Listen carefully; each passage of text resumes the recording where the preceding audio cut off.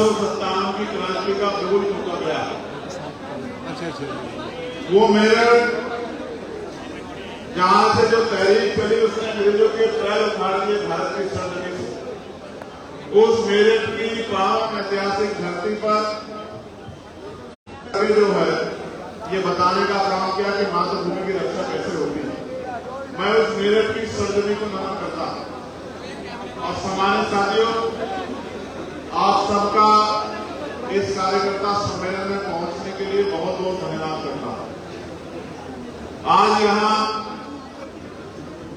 हमारे पार्टी के वरिष्ठ नेताजन भाई नवाजी सालन जी, निजाम चौधरी जी, भाई सत्येंद्र अशोक जी जो उत्तराखंड के सह प्रभारी हैं, ब्रजमोहन सिंह जी, चरण सिंह जी, गोविंद गुजर जी, संजीव पाल जी, विजेंद्र सूद जी, डॉक्टर ओम प्रकाश जी, कपिल आजाद जी, सुरेंद्र अशोकी जी, अमित गुजर जी, साजिद रिजवी जी, सरदार जोगिंदर सिंह जी, एडवोकेट भीम सिंह जी, वही रणवीर जी, हमारे महानगर अध्यक्ष अनंत जी, गौतम जी, भाई साहब गुरुचरण सिंह जी, मोनू तोमर जी, विकास हरीश जी, सौरभ गौतम जी और इनके साथ इस क्षेत्र की बड़ी बड़ी अहम शख्सियतें जिन्होंने क्षेत्र में सामाजिक, आर्थिक, धार्मिक, राजनीतिक गतिविधियों में अपने आप में बड़ा स्थान रखा है। मैं उन सबका भी जो इस मंच पर उपस्थित है बहुत बहुत धन्यवाद करता हूं।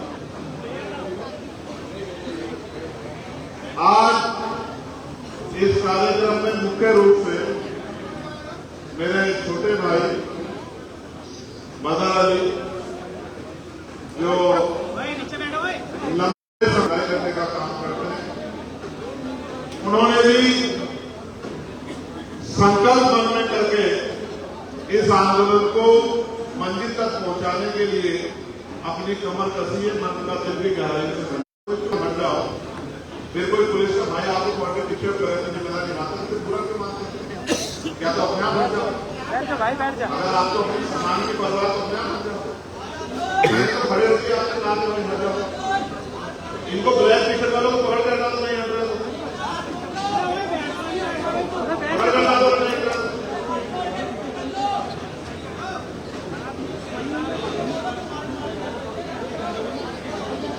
देखो, ये लोकतांत्रिक व्यवस्था है। जो लोग सामने आके खड़े हो जाते हैं वो पिछले वालों को बिल्कुल समझते हैं। जो लोग अब ये जो लोग बैठे यही तो उनके मन में जो इच्छा है कि भाई अपनी नेता को सुने, उसकी बात को सुने, उसको देखे, आंख से आंख मिलाए।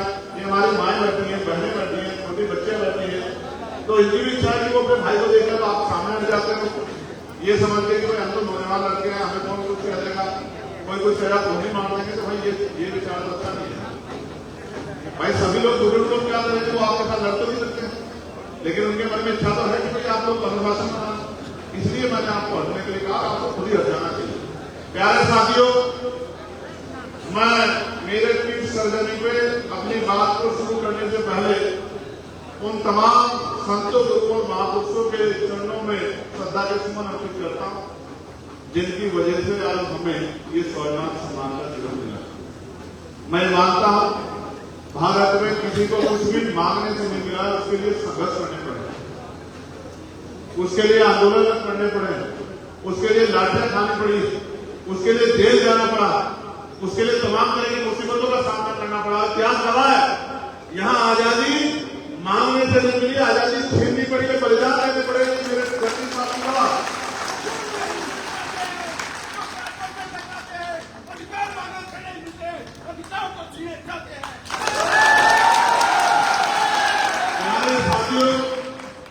मैं तथागत गौतम बुद्ध से लेके जगत गुरु सतगुरु रविदास, भगवान वाल्मीकि महाराज, गुरु नानक, संत कबीर, गुरु घासीदास, नारायण गुरु, डॉक्टर एपीजे अब्दुल कलाम साहब, वीर अब्दुल हमीद साहब, राष्ट्रपिता ज्योतिबा फूले, छत्रपति शाहू महाराज, विश्व डॉक्टर बाबा साहब अम्बेडकर, महामना रामसु वर्मा, चौधरी महाराज सिंह भारती, कोतवाल भरत सिंह गुर्जर, माननीय साहब श्री काशीराम, संत रामवीर प्रजापति, बाबू शिवदयाल चौरसिया, उन तमाम आजाद संघ के समतावादी मानवतावादी विचार के तमाम उन महान पुरुषों को, चौधरी चरण सिंह जी को, सबको मैं आज इस पावन मंच से श्रद्धा का समर्पण करता हूं।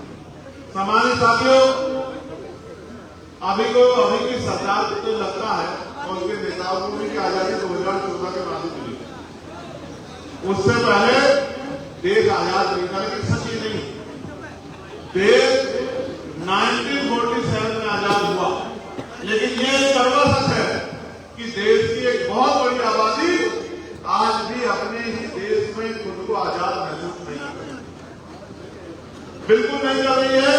उनके मन में तमाम तरह की चिंताएं हैं और मैं अपनी पहली चिंता इस बात से शुरू करूंगा कि जिस यूनिवर्सिटी में मैं यहाँ हूँ, जब मैं सहारनपुर में पढ़ता था तो इस यूनिवर्सिटी का जिक्र हाल बहाले हमारे सामने आता था, चौधरी चरण सिंह यूनिवर्सिटी। लेकिन मैं इस बात का पक्षधर नहीं हूं कि किसी भी यूनिवर्सिटी को राजनीति का अड्डा बनाया जाए,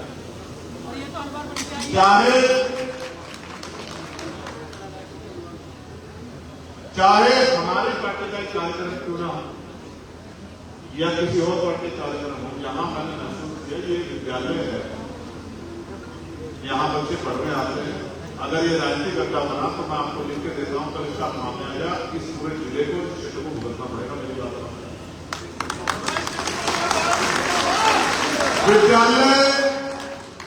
विश्वविद्यालय पढ़ने के लिए है, अस्पताल इलाज के लिए है, इबादत गाह इबादत करने के लिए है। हर चीज को अलग अलग तरीके के लिए बनाया गया है। एक चीज किसी दूसरी जगह पर नहीं हो सकती है और दूसरी चीज किसी दूसरी जगह पर नहीं हो सकती। जो इबादत घर है उनमें सियासत नहीं हो सकती है और जो सियासत घर है उनमें इबादत नहीं हो सकती। ये जो नया सा कुछ बदला है, मैंने वहां बच्चियों को देखा, मैंने छोटी छोटी पढ़ने वाली बच्चों को देखा, उनके मन पर किस तरह का असर पड़ेगा कार्यक्रम। इसीलिए लोग राजनीतिक लोग नारा लगाते हैं, झंडा घुमाते हैं, ढोल बजाते हैं। क्या वो जो भविष्य हमारा तैयार हो रहा है, क्या हम उसको राजनीतिक भेंट चढ़ा सकते हैं? यहाँ के नेताओं को भले मैं कहता हूं, आपने तो आज कैसे मैं तो मानता हूं अगर वास्तविकता में राजनीतिक विद्यालय में लोग राजनीति जाना चाहते और मैं छात्र संघ से निकल के आया, मैं इस बात को जानता हूं। आज एक नई तरह की राजनीति भारत में है कि नेता का बेटा नेता बनता, जो विधायक बन गया उसका बेटा विधायक बनेगा, उसकी दावेदारी में जो सांसद बन गया उसका बेटा सांसद बनेगा, जो चेयरमैन बन गया उसका बेटा चेयरमैन बनेगा। तो फिर ये संघर्ष करने वाले लोग कहां जाएंगे? भाई लोकतंत्र में तो जो संघर्ष रहेगा जनता उसके साथ खड़ी होगी। अगर सारे ही परिवारों वाले नीचे के लोग उनके आगे बढ़ते रहेंगे तो फिर संघर्ष करने वाला पार्टी नेता जो है, गांव देहात का नेता जो घर घर की समस्या में वो कैसे आ गया? उसको कहां से मौका मिलेगा? पहले मौका मिलता था, छात्र चुनाव होते थे, नौजवान संघर्ष करके छात्र राजनीति में आता था, पुलिस के सामने टकराना सीखता था, सरकार से विश्वविद्यालय के प्रशासन में अपनी मांग को रखना सीखता था और उन मांगों के जरिए उसमें संघर्ष की ज्वाला आती थी और उस संघर्ष की ज्वाला को बहुत बड़ा नेता बनाती थी। लेकिन आज शासन चुनाव बन करके गरीब गांव के छोटे छोटे परिवारों से आने वाले नेताओं का गला काटने की तैयारी सरकार ने की। मैं आपको विश्वास दिलाता हूं, जब समय बदलेगा और ताकत कमजोरों के हिस्से में आएंगे तो शासन चुनाव बहाल कराए जाएंगे और ईमानदार से शासन चुनाव होंगे। प्यारे साथियों, ये कार्यक्रम कार्यकर्ता सम्मेलन है, लेकिन असल में आप भी जानते हैं कि कार्यकर्ता बनाए क्यों जाते हैं। कार्यकर्ता सिर्फ सड़क पर संघर्ष करने के लिए नहीं बनाए जाते, कार्यकर्ता इसलिए बनाए जाते हैं कि वो कार्यकर्ता कल लोगों की आवाज बने, लोगों की समस्या को दूर करने का काम करें, लोगों की ताकत बनने का काम करें, लोगों की हिम्मत बनने का काम करें। लेकिन आज राजनीति का बदलता हुआ स्वरूप देखो, कोई नेता लड़ना नहीं चाहता, कोई नेता सत्ता खिलाफ बोलना नहीं चाहता, कोई नेता सत्ता से गरीबों के हक की लड़ाई नहीं लड़ना चाहता। और हालात ये है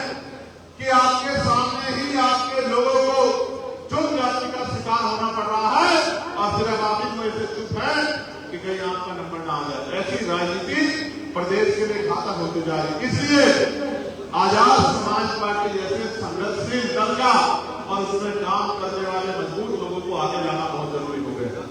जब मैं नगीना में चुनाव लड़ रहा था, आज मीडिया के एक साथी मुझसे पूछ रहे थे कि चंद्रशेखर भाई तीसरे पंचायत चुनाव में क्या होगा, और मैं बात उतनी कहता हूँ, कहते हैं आदमी को सिर्फ पैर उतनी फैलाने चाहिए जिस स्थिति में उसकी चाहता है, बड़ा बोल नहीं बोलना चाहिए, ऊपर वाले को बुरा लग जाता।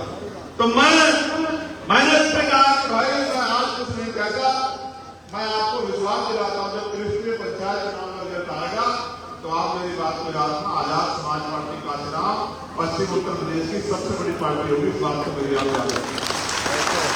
और मैं इस बात को भाइयों हवा में नहीं कह रहा, मैं अपने भीम आदमी आजाद समाज पार्टी मिशन 78 अधिवक्ता मोर्चा किसान मोर्चा के तमाम नेताओं की मेहनत पे और उनके संघर्ष के आधार पर कह रहा हूं।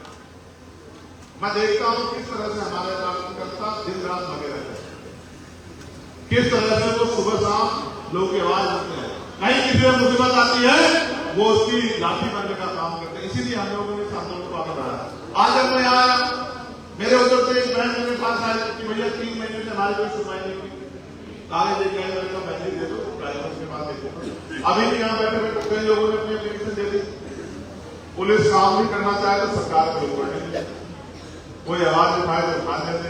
अभी आप देखो मेरे कितने साथियों को यहाँ मेरे की जेल में बंद कर दिया था। कुछ दिन पहले गुर्जर समाज की बहुत बड़ी संख्या में हमारे लीडरशिप में बैठे हैं। वो जब अपने मामलों के सम्मान की लड़ाई लड़ने के लिए गए तो उनको निर्दोष लोगों को धारा 151 में पहले थाने में अरेस्ट कर दिया, जेल भेज दी 151 में, और बाद में बड़े नेताओं को लगा कि भाई 151 तो कम है, तो अगले दिन बाद एक और मुकदमा लगा दिया और फिर उनको जेल में करने के लिए मजबूर कर दिया। और जब मैंने घोषणा करी कि मैं जाऊंगा तो फिर सब लोगों ने चुनाव के लिए कहा ग्रामीण क्षेत्रों में किसानों का वोट ज्यादा है, ग्रामीण क्षेत्रों में कमजोर वर्गों का वोट ज्यादा है, और उन कमजोर वर्गों के लोगों ने सारी पार्टी को आजमा लिया है, सबको ताकत दी है, लेकिन कोई उनके काम नहीं आता। जो बिना किसी पंथी की लड़ाई लड़ रहा है वो आजाद समाज पार्टी का चुनाव भीम आदमी का आंदोलन आज उनकी सबसे बड़ी उम्मीद और सबसे बड़ी ताकत बनी है। मैं आपको विश्वास दिला के कहता हूं कि जब इसमें पंचायत चुनाव आएगा, याद रखना कि आजाद समाज पार्टी का चुनाव के प्रत्याशी हजारों लोगों से जीतने का काम आगे महसूस करो। फतेहपुर में ऐलान किया गया सत्ताधारी पार्टी के नेताओं के द्वारा कि हम जो पुराना मुकदमा है उसको तोड़ देंगे। 3 दिन पहले ऐलान किया गया, बड़ी संख्या में फोर्स लगी घटना में का काम करने, और हुआ क्या, पुलिस की मौजूदगी में सत्ताधारी पार्टी के नेता आए और उस ऐतिहासिक जगह को तोड़ दिया, नुकसान पहुंचा दिया, और वो हाथ जोड़ रहे पुलिस के। इतना खाती को कमजोर मैंने कहीं नहीं देखा जितना उत्तर प्रदेश की सरकार ने खाती के बाद को कमजोर कर दिया है। वो बेचारे हाथ जोड़ रहे हैं, मैं देख रहा था वीडियो में, टीवी में दिख रहा है, यूट्यूब पे दिख रहा है, हाथ जोड़ रहे हैं कि मान जाओ मान जाओ मान जाओ। एक समय था खाकी के बाद से बड़े बड़े गुंडे घरों में घुस जाते थे, पलायन हो जाता था, प्रदेश छोड़ देते थे, हाथ जोड़ते जोड़ते आजकल तो दिखावे के लिए आते हैं। अब तो दिखावे के लिए आते, टीवी में वो बनाने के लिए देखिए आया है, पहले बातचीत कर लेते हैं कि वो आया इस्लाम लेने वाले वो हाथ इनकाउंटर मत करना था आगे, लेकिन असल में तो वो तो बहुत छुटवई है। असल में जो क्रिमिनल्स हैं उनके मतलब तो बेचारे को हाथ भी नहीं खा पा रहा, उनको सस्ता लेना समझता है। तो कानून में कह रहा हूं कि दो तरह के कानून जो है फतेहपुर में जिन लोगों ने हिंसा की उनमें से किसी में मुकदमा न जोगे, कोई कार्रवाई नहीं है।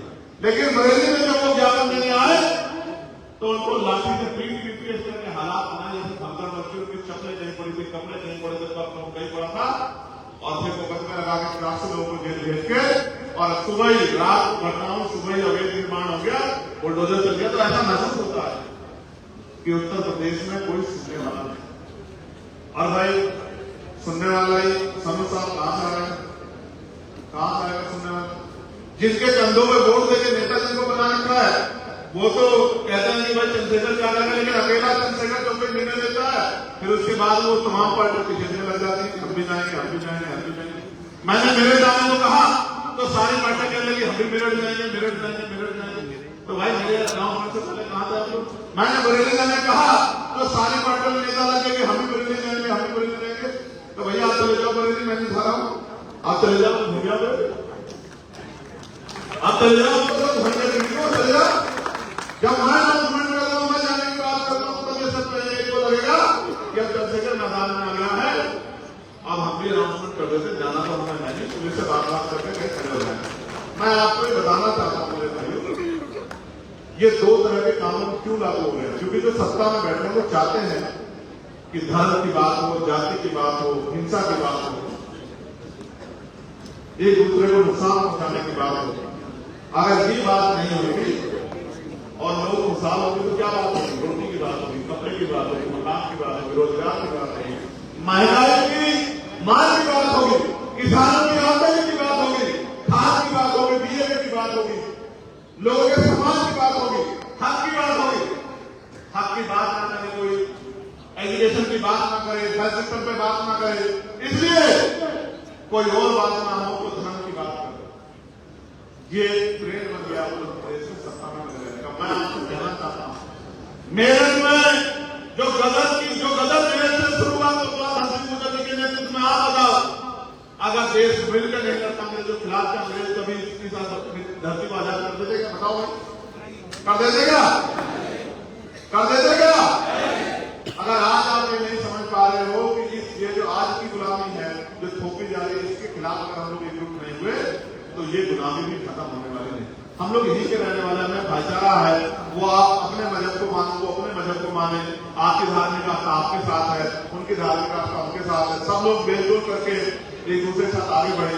ऐसा माहौल अगर बन जाएगा तो ये सत्ता कुछ भी दिन टिक नहीं पाएगी ना आपको ऊपर, क्योंकि ये सत्ता एक एजेंडे के साथ टिकी है।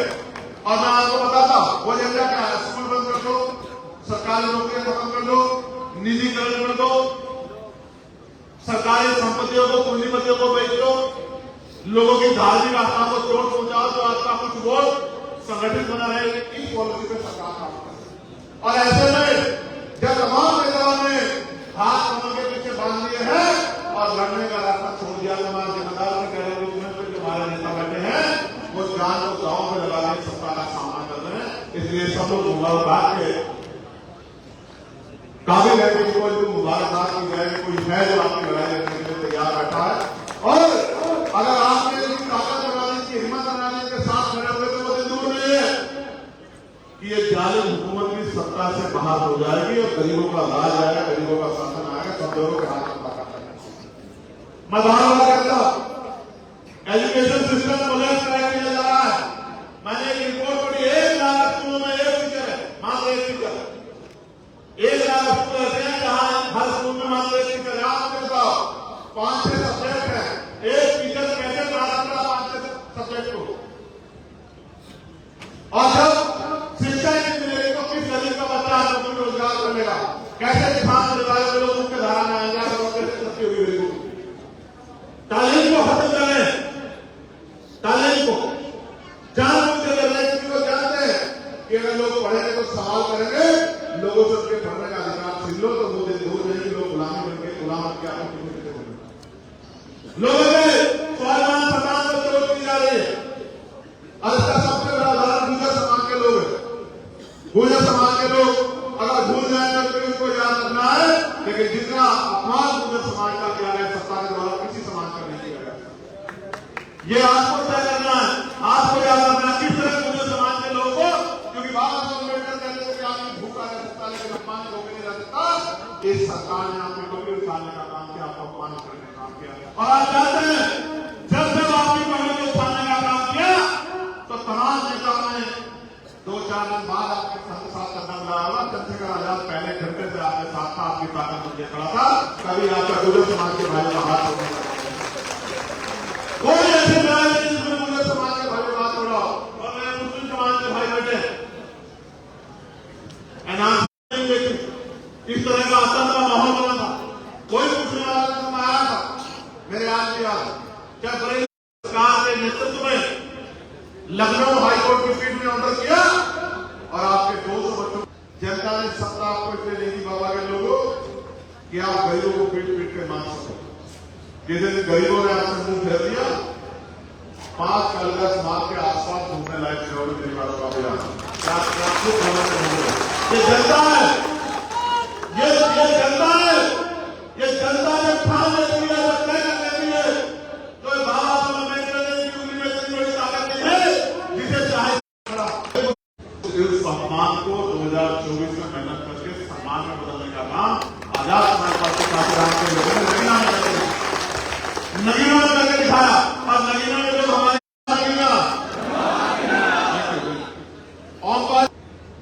वो शहरी हो गया, शहरी खत्म करके, क्योंकि लोग जाते थे काम पर लगे रहते थे, शहरी खत्म होने के बाद लोगों से मिलकर 4 बजे 5 बजे 6 बजे जाता था और फिर 1 घंटा मुश्किल से सो के फिर 7 बजे पानी में फिर निकल जाता था। लोग उठते थे उनका कतरा लगोटे कर्ज को पूरी देते था।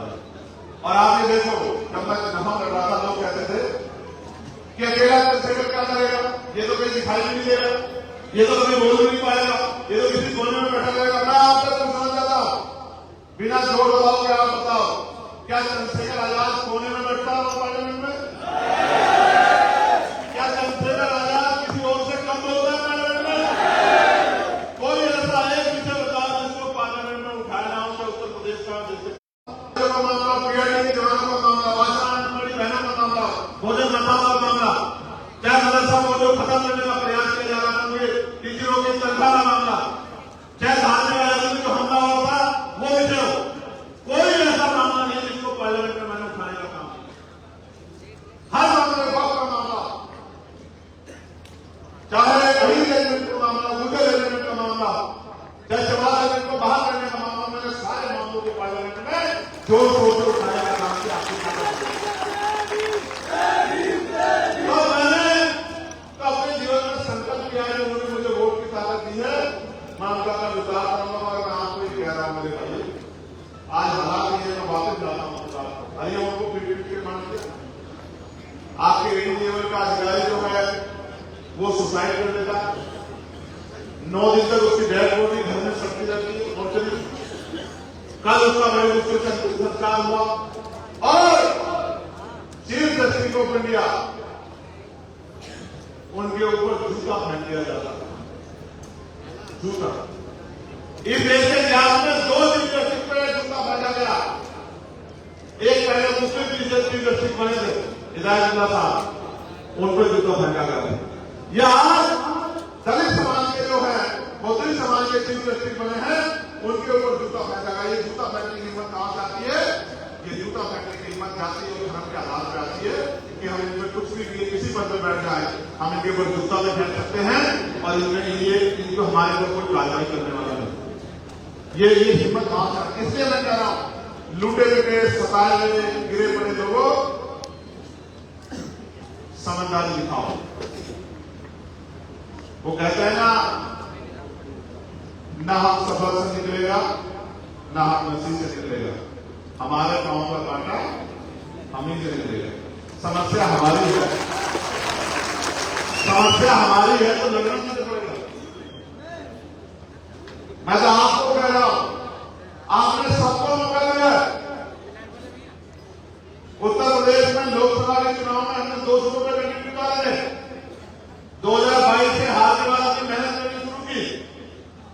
हमने 200 रुपए कैंडिडेट उतारे, एक नगीना में जीता और बाद में 6 दिनों में तय हुआ कि एक सीट और लड़ जाए, क्योंकि मीडिया के प्यार करने वाले मेरे भाई ईमानदार पत्रकार साथी कहते हैं आजाद समाज पार्टी तो पश्चिम की पार्टी है।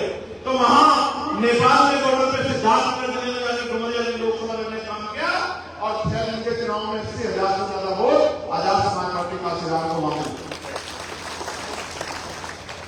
ये इसलिए कह रहा हूं कि जैसे आप मेले में मेहनत कर रहे हैं, मुजफ्फरनगर में मेहनत कर रहे हैं, डिजौन में मेहनत कर रहे हैं, सहारनपुर शाम में मेहनत कर रहे हैं, हापुड़ में मेहनत कर रहे हैं, गौतम बुद्ध नगर में मेहनत कर रहे हैं, गाजियाबाद में, ऐसे ही पूरे प्रदेश के लोग इस अन्याय पे जो अन्याय हो रहा है उस अन्याय को खत्म करने के लिए लगातार मेहनत कर रहे हैं। और मैं तो मेरठ के लोगों को भी धन्यवाद करूंगा। मैं आ भी नहीं पाया था चुनाव में, ये लोकल बॉडी के चुनाव हुए तो भी पार्षद 3-4 जिला पार्षद उन्होंने हमें जिता के दिए थे। मैं तो मेरठ के साथी का भी बहुत बहुत धन्यवाद करता हूं। तो मैं आपसे ये कहना चाहता हूं ये जो तमाम बड़े सत्य थे, हाजी आमिर गाजी, बकार चौधरी, दानिश खान, दानिश त्यागी, मोहम्मद सानू, आजाद था, शाहरुख अलवी, फैसल खान, सलमान सैनी, हाजी निशान, आदिल राय साहब, कारिम गजब साहब, साद अली साहब, सावत अहमद साहब, सुहेल खान, सलमान कुरैशी, साजिद शेख, जावेद अलवी, हमजा ठाकुर, हाजी जुनैद सैफी, रजा यूसुफ, पटेल, इस्लाम अब्बास से, इकबाल अब्बास से, वसीम अलवी, कारिया से, शमशाद, और मेरा भी फोटो सोने में। ये जब तमाम लोग यहाँ, इनको कह रहा हूं, आपको कह रहा हूं, बचाना पड़ेगा अपने प्रदेश को, जिम्मेदार लोगों को। जब देश में राजतंत्र था, राजा महाराजा राज करते थे, तलवारों के बल राज चलता था, बंदूक चलती थी, गोली चलती थी, लाठी चलती थी, तलवारें चलती थी, तोप चलती थी, हजारों हजारों लोग मर जाते थे, सेना के सामने होती थी, तब राज चलता था। और संविधान ने मतलब डॉक्टर बाबा साहब अम्बेडकर ने इतना आसान कर दिया, आपकी दिल्ली में ताकत दे दी, बटन दबाओ राज बदल दो, बटन दबाओ राज बदल दो, संख्या आपके पास है। लोकतंत्र का मतलब बहुमत का शासन, जिनका वोट का राज होगा। अगर ये काम भी करते हैं, राज नहीं करना पा रहे हो, तो मैं नहीं मानता कि ये गुलामी आपसे दूर है। ऐसा लगता है कि अभी भी आप गुलाम भाई। जब आप तलवार चलाने की बात नहीं है, बंदूक चलाने की, किसी को बुरा नहीं करना, किसी के धर्म को किसी को नहीं करना है, बस लोगों को जोड़ना है, लोगों को जोड़ना है, भाईचारा बनाना है। और काम करने वाले हम लोग हैं, 24 घंटे के वर्कर हैं। अगर हम सब लोग मेहनत नहीं करेंगे तो कौन करेगा? अगर हम सब लोग जनता के बीच में जाएंगे तो कौन जाएगा? अपनी बात को लोगों तक नहीं पहुंचाएंगे तो कैसे जुड़ेगा? इतने नेता भी फोटो लगी है। अगर ये साल के 100 दिन भी काम कर ले तो मैं गारंटी देता हूं, एक भी घर ऐसा नहीं होगा पूरे मेरठ में जिस तक हमारी बात नहीं चल जाएगी। और जिस दिन बात चलेगी मैं लिख कर देता हूं, चाहे उनको सोना चांदी हीरे जवाहरात दे देना, लेकिन मैं मानता हूं कि स्वाभिमानी लोग बिकाऊ नहीं होते, फिर वो किसी की बातों में नहीं आने वाले हैं, फिर वो आजाद समाज पार्टी कार्यक्रम को ताकत देने का काम करेंगे। मैं नौजवान नेताओं को भी कहना चाहता हूं, वो फोटो वीडियो के चक्कर में ना पड़े, गुलदस्तों के चक्कर में ना पड़े, वो मिशन की भट्टी में, संघर्ष की भट्टी में खुद को छुपाए, मेहनत करें, पढ़े सीखे। अगर उनको आगे बढ़ना है तो वो ये मत सोचे कि कहीं से किस सोने से मेरा फोटो हो जाए। रील रियल नहीं होती है, रील रील होती है। आपको रील बन के आपका काम नहीं चलेगा, आपको रियल बनना पड़ेगा, आपको मिशन की भट्टी में तपना पड़ेगा, आपको संघर्ष करना पड़ेगा। और जब तक आप संघर्ष नहीं करोगे, जब तक आपको पसीना बहाने की आदत नहीं आएगी, जब तक आपको भूखा रहने की आदत नहीं आएगी, जब तक आपको संघर्ष करने की आदत नहीं आएगी, जब तक आपको अपमान झेलने की आदत नहीं आएगी, जब तक आपको धूल मिट्टी के साथ आप रहेंगे नहीं, तब तक